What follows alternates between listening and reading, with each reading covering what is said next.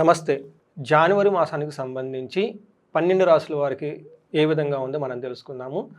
Next ఇదే విధంగా Mars, కుజుడు కూడాను వీళ్ళకి 10వ స్థానంలో ఎంటర్ అవుతుంటూ వీళ్ళకి ఎలా ఉంటుందంటే ఎక్కువగా తిరుగుతూ ఉండే జాబులు చేసే అవకాశం ఎక్కువగా ఉంటుంది. మనకేమైనా సదా సంచార ఉద్యోగం అంటారు సంస్కృతంలో. అంటే ఏంటి? ఎప్పుడు అటు ఇటు తిరుగుతూ హడావుడిగా తర్వాత బిజీగా జాబ్ చేసుకునే అవకాశం ఎక్కువగా ఉంటుంది. మార్స్ ఓవర్ అగ్రెషన్ని ప్రమోట్ చేస్తూ ఉంటారు.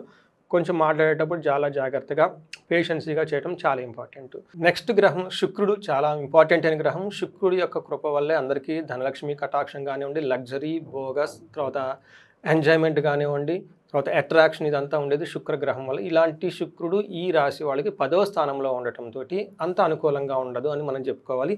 ఏ ప్రకారంగా అంటే ఈ టైంలో మనకి స్త్రీ సౌఖ్యం ఆప్నోతి, రిపో భయం అంటారు. అంటే శత్రువుల వల్ల కొంచెం ఇబ్బంది కలిగే అవకాశం ఎక్కువగా ఉంటుంది.